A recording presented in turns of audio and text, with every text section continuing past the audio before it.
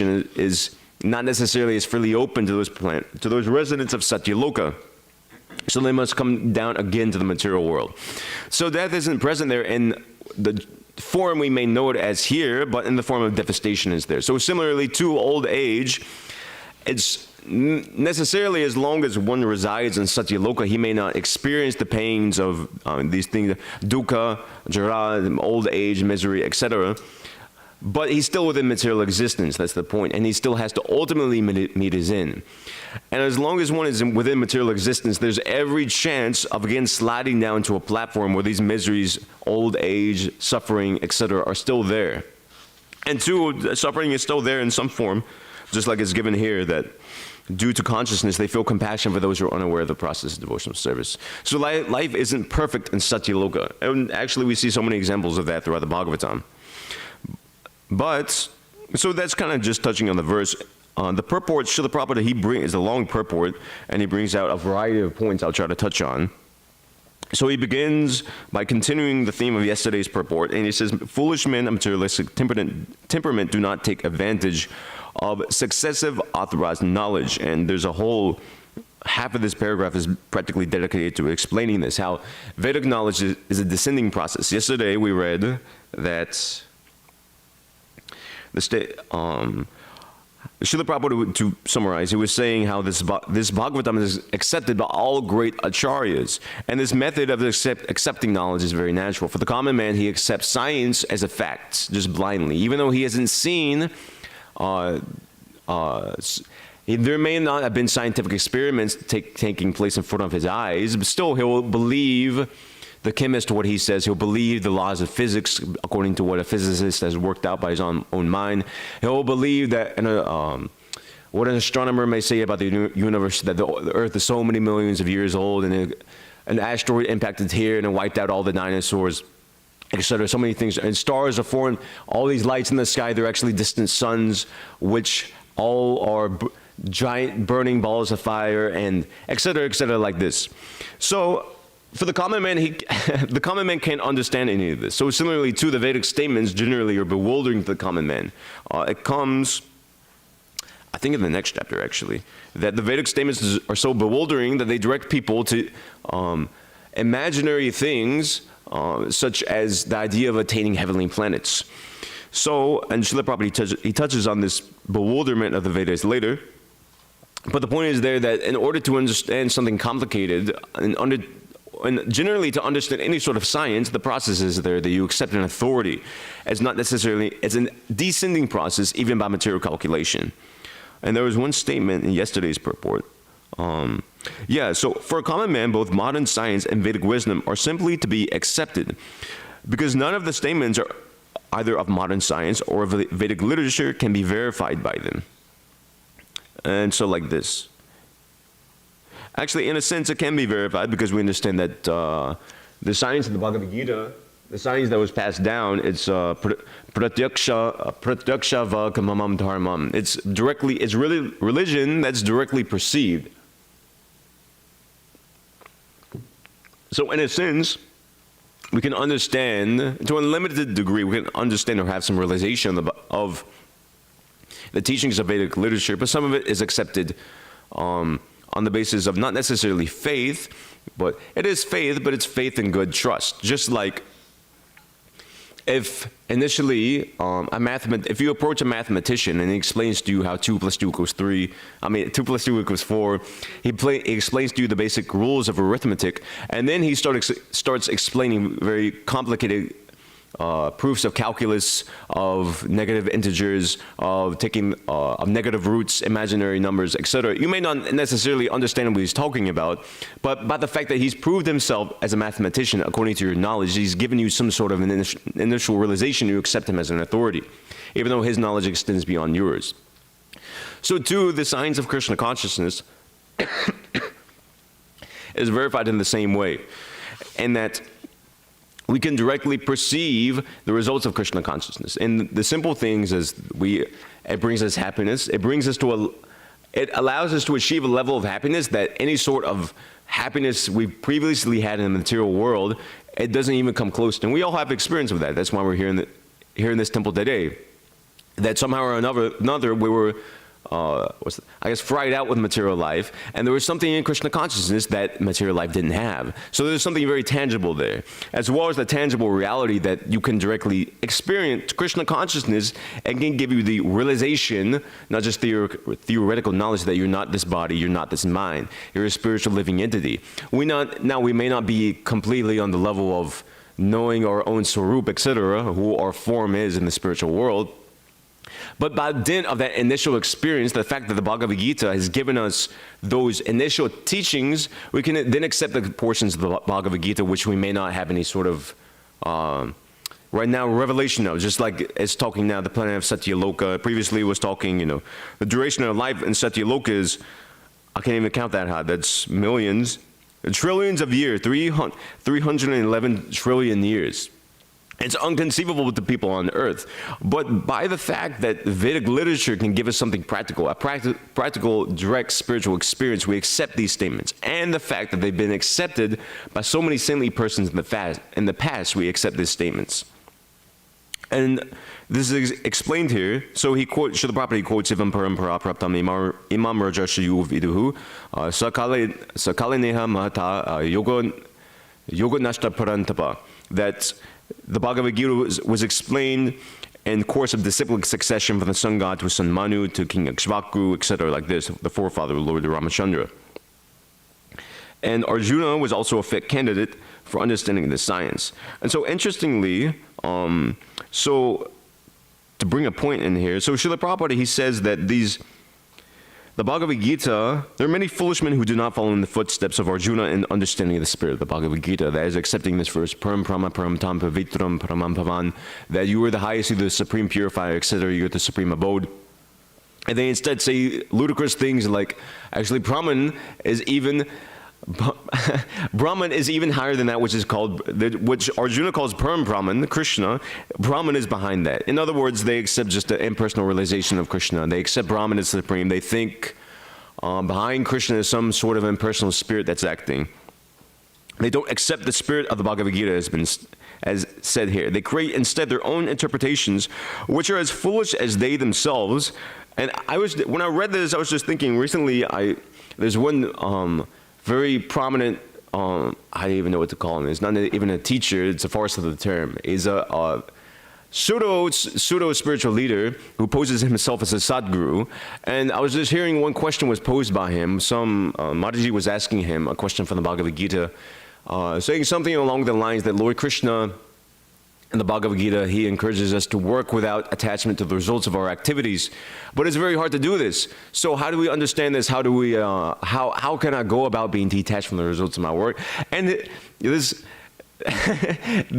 bogus guy, he said, well, I'll admit, I've never even read the Bhagavad Gita.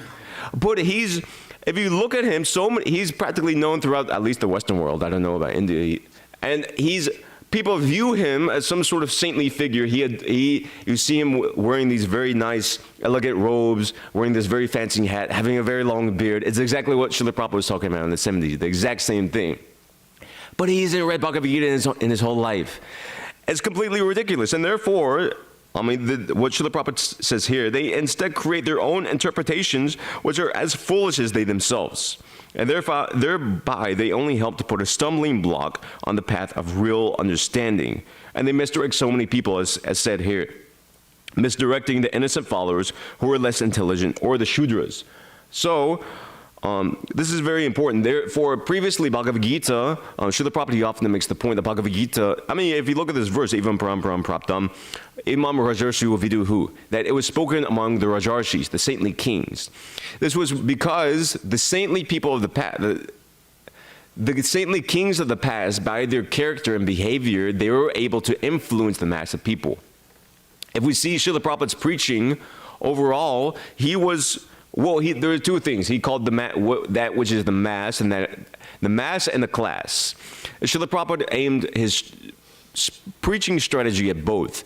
Initially, if we look at his preaching in India, we can see very prominently, following the example of Srila Bhaktisiddhanta and his own disciples, that he was aiming his preaching at the class, the higher rung of people. Because if you look at the historical precedent, The Bhagavad Gita, it was spoken among the saintly kings.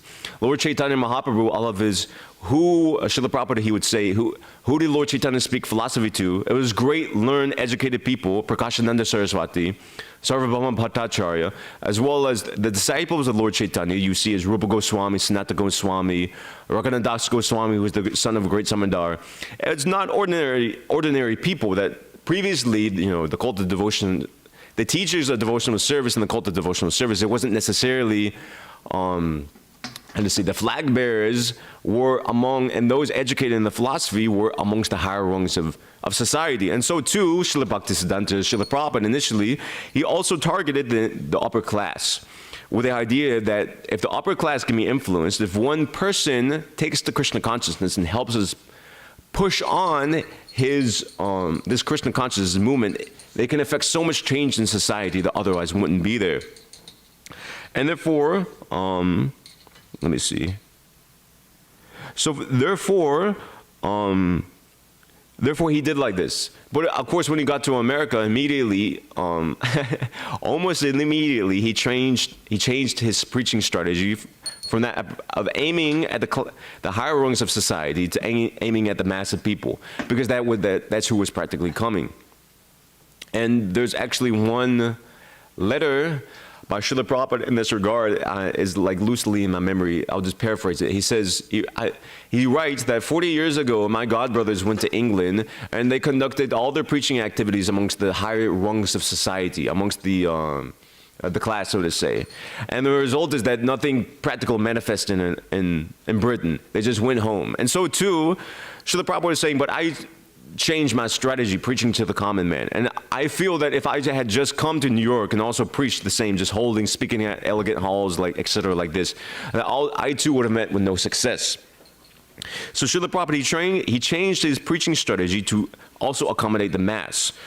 And therefore, but it's not necessarily, so here Srila Prabhupada, he's writing that it is said that one must become a Brahmana before one can understand the Vedic statements. And this stricture is as important as the stricture that no one shall become a lawyer who is not qualified himself as a graduate. So the point here, and this is a contentious point even among karmis, is that generally the Vedas are only studied by Brahmanas. The lower classes of society, Stri, Shudra, Dvijabandhunam, generally they don't have access they don't read the Vedas. They're taught the Vedas by the upper class of society. Why is this? As not necessarily some sort of just blind discrimination, as people point it out to be. As Srila Prabhupada says here, it's not an impediment, but it's necessary to prevent the unqualified from spreading their misunderstanding. As you see, that's going on today. Everybody, and I think here, no, I may be thinking elsewhere. Elsewhere I was reading, everybody practically has their own commentary on the Bhagavad Gita now. And to write a commentary, previously, well, first, generally only commentaries were written by the Brahmana class of men.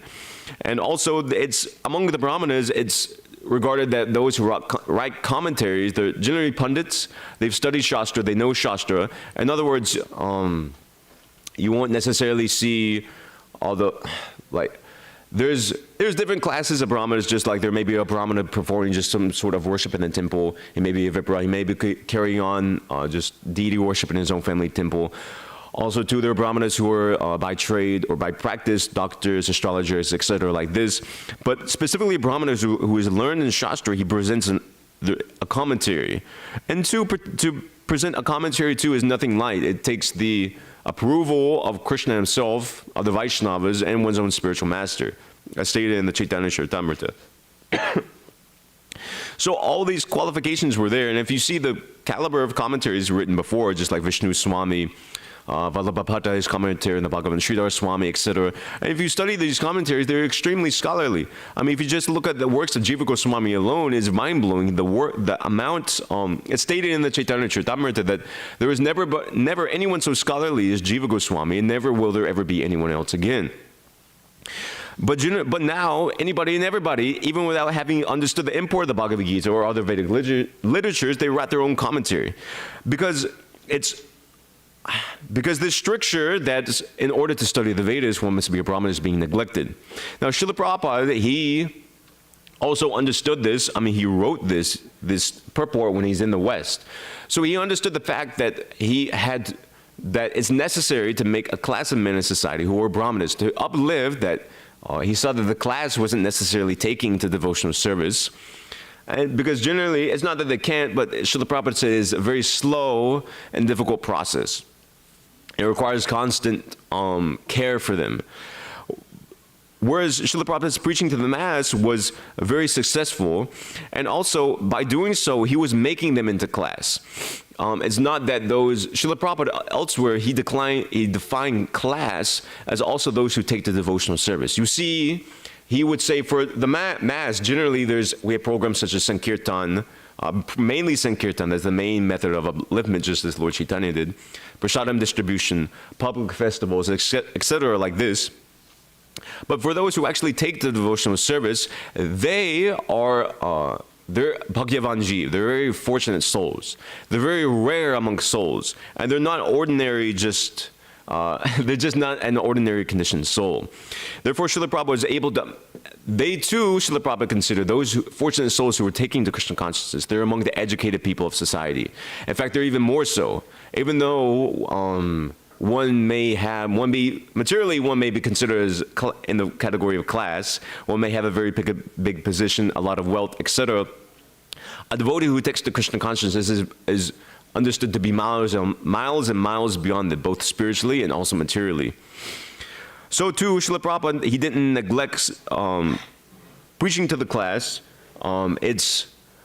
Because generally, again, the historical precedent is there. And you see Srila Prabhupada, he still encouraged his disciples to preach to the higher class of men, with the same understanding that even if one very fortunate, very highly situated person in society takes to Krishna consciousness, it can have a dramatic impact on the success of the movement. Just like we see Ambarish Prabhu, the grandson of Henry Ford, he took the Krishna consciousness and he did so much and is continuing to do so much for the Krishna consciousness movement.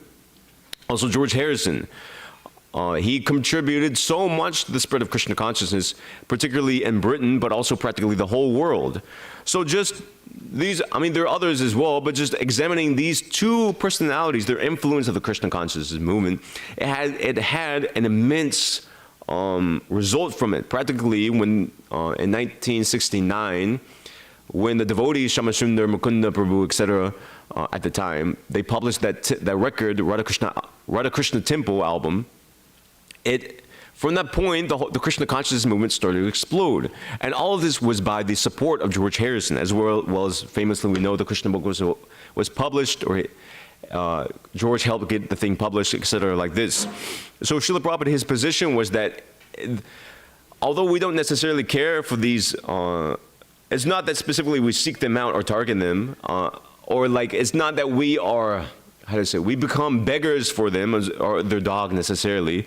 Still, they shouldn't be neglected, because even if one member of the class takes to Krishna consciousness, they're able to induce the mass to take to Krishna consciousness very, very easily. And we see this, we see this in the historical precedent. Also, too, in my mind is coming the example of Maharaj Prataparudra, a devotee of Lord Chaitanya, who was the king of Orissa at the time, in Lord Chaitanya's time.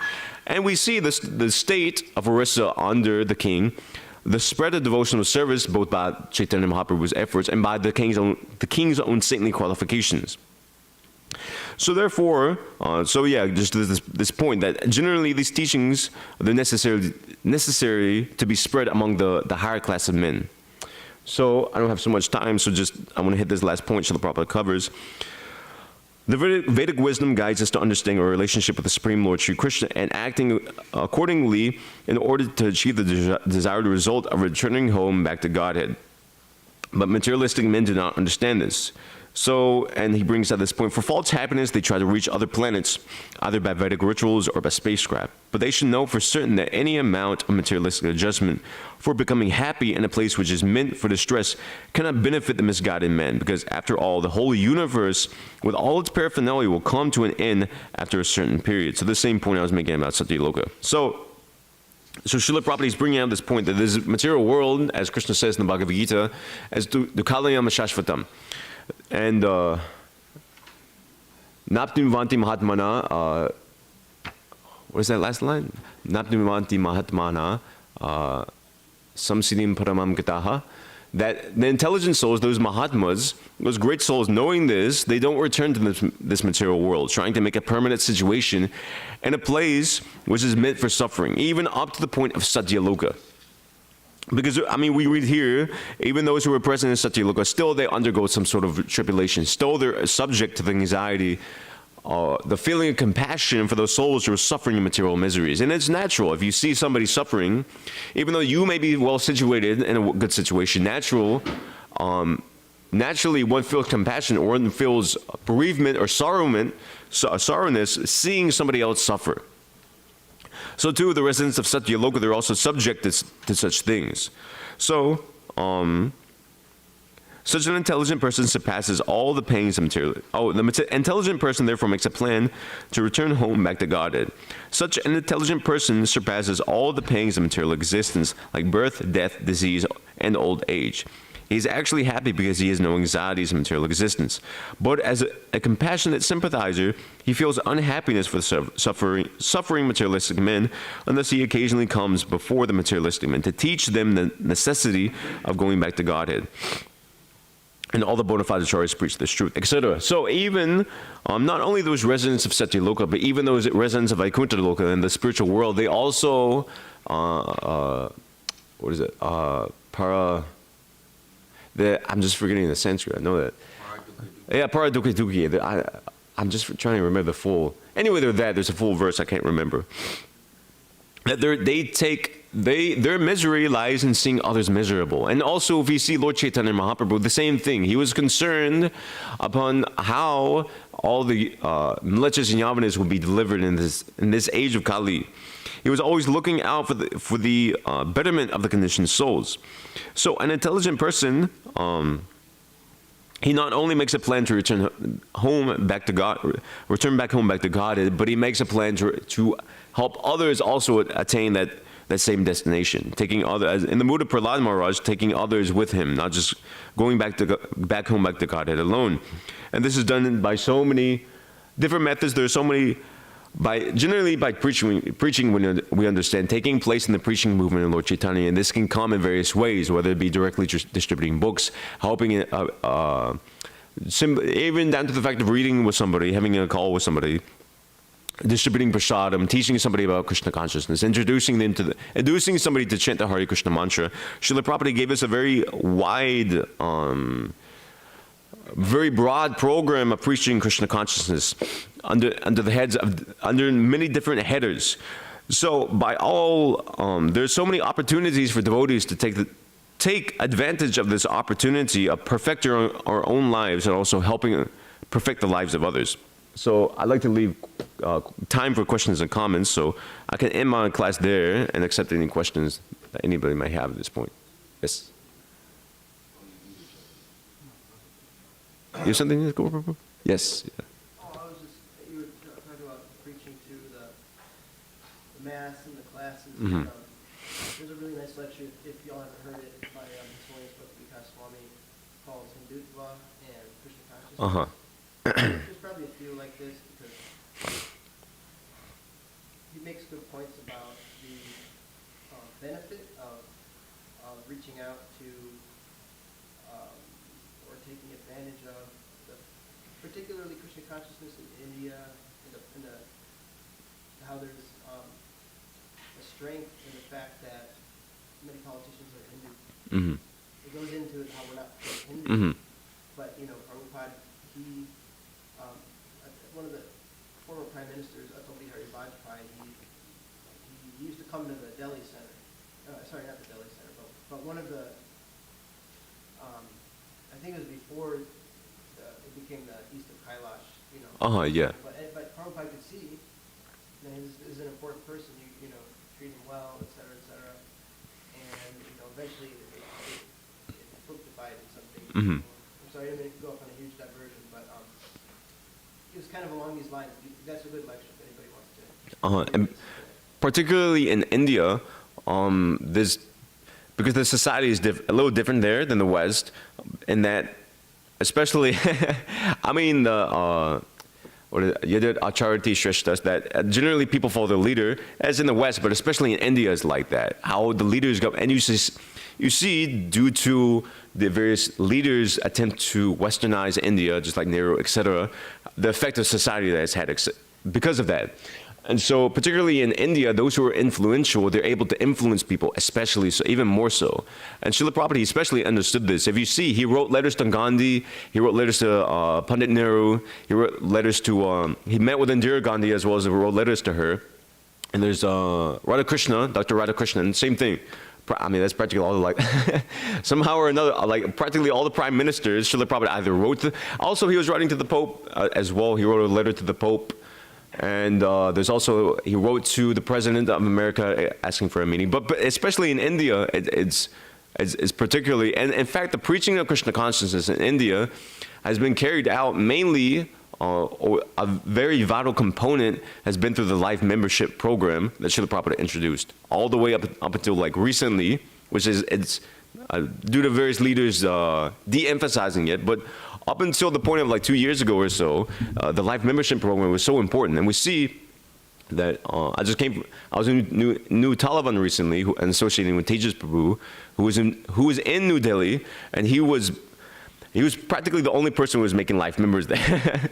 Or he was the main devotee who was making life members there. There were all others as well, but he devoted practically his whole like time to it. And so I could just see, without getting on a tangent, that how, you know, so many influential people taking the Krishna consciousness in India, they helped the devotees so much, arranging all these big Fondal festivals, giving such donations, etc., accommodating the devotees as well. I mean, all the donations for the, you know, or different sources, but helping so much build the Krishna Balaram Mandir and Vrindavan, etc., like this. So, yeah, it's very important. So, you had something, Nick? Well, to the point about making that the intelligent person takes the Krishna consciousness. Mm-hmm. In Krishna book also it says that after many lives of pious activities come someone also comes. Yeah. So my question is, like, how can piety bring somebody to Krishna consciousness, because piety is ultimately material, and I think Krishna says in Bhagavad Gita, I don't know the exact answer, but he's saying that it's Yesham Tvantagatam Papam, that one? what's the translation? This is basically what you just said. Only after being purified of sinful reactions can those, only one purified of sinful activities can take to devotional service. Basically is what that verse says. But there's another verse saying pretty much that bhakti yoga is not circumstantial in somebody's situation. So how can material activity bring somebody to a transcendental? It doesn't. So that's a general statement, and generally it's stated like that. There's also a statement in the 10th canto, a very famous verse where it says, "How many lives of pious activities must the cowherd boys have performed to play with Krishna?" But actually, they didn't perform any. If you see the commentary there, it's well, actually, some of those cowherd boys, it's a sort of, well, first it could be an embellishment in the sense that it's just something to bring out the taste of it. I mean, actually, you can execute Vedic austerities and ritualistic sacrifices for an eternity, and you still won't attain, just like Pantastakotishta Vatsara Sampramagyo, Vayor Atopi Manasumuni Pungavanam. Even by the speed of the mind, by meditating on the speed of the mind, yogis cannot even achieve more than the tip of the lotus toe of Krishna. So what to speak of, the karmis who were actual karmis who were engaging in fruitive result or sacrifices. So that there's a difference between like material piety and spiritual piety. yeah, so there's a difference, exactly. What's being talked about there generally, although generally the term piety is given, actually what's being meant is agyata sukriti. And specifically this term comes out in the Nectar of Devotion. There's a quote from the Padma Purana, I don't know the Sanskrit, it talks about palakarma, aparapta karma, etc. And so in this section, this discussion of where devotional service starts. So devotional service is causeless. Devotional service comes from devotional service. So how to understand that? So you get entrance into devotional service by the mercy of I mean, just like this verse, Brahmande, what has this started? Brahmanti Konya Bhagyavan Jeev Guru Krishna Prasadi Pai Bhakti Lata Bij. But that by the mercy of Guru and Krishna, a living entity gets the opportunity of devotional service. So somehow or another, a devotee, a guru, the Guru or Krishna, intercedes into one's life and breaks one out of the bubble of material existence. So that's how devotional service begins. So it's not by any amount of pious credit, materially speaking. It may be due to Gyata Sukriti, just like somebody, if you drop a book and somebody helps you pick that book up, that's some sort of pious credit in devotional service. And it's also by Krishna's mercy that some people get the opportunity for a Gyata Sukriti and some people don't, simply put. So, yes? Yeah, there's a discussion in the beginning of Madhurya Kadambini where Vishwanath Chakravarti Thakur, he says that, trying to answer that question here. I mean, not, this is just. No, you can, yeah, elaborate, yeah. I'd like to hear. It's true. He said that the pious are, they're basically susceptible, or whatever the word, susceptible, they can accept mercy. Because they're like making themselves accessible to it. Whereas people who are impious, you know, just like they see devotees, they may throw something at them. Yeah. But it may be a pious person, he's like, oh, what are they doing? You know, there's some. So yes, they don't. Being pious doesn't make you a devotee, but it makes you like fertile soil. Yeah, that's a good point, yeah. Doesn't like impiety also make you susceptible to mercy as well? Because of Lord In a sense, Lord Chaitanya, yeah, that's technically, yeah, for a special qualification of this age. Generally, we understand on a practical, like day-to-day level, we can understand like that as well. I mean, if somebody's well-mannered, not grossly sinful, you know, generally they take the devotional service. And even if you study those people who take devotional service, even in the modern day, they're not. Generally, they were well behaved. They're educated in some form or another. No, it's not that they're completely ignorant. It's not that they're completely engrossed by the mode of like ignorance. So yeah, that's a very good point. If you're too engrossed in ignorance, it's not impossible of the more mercy of Lord Chaitanya, but it's very difficult. So anything else from the Mataji side? Any questions or comments? Okay, we can end there. Srimad Bhagavatam. Oh, we're still going, huh? I think I have it. Let me see.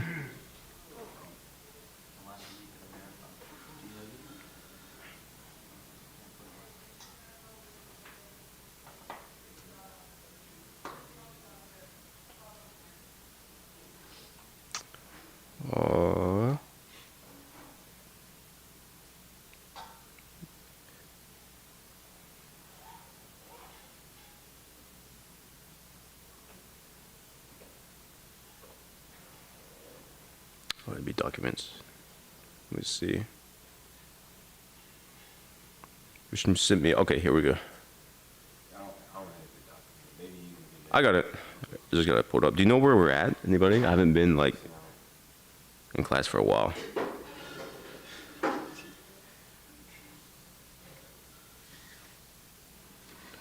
I'm trying to connect. Oh, it's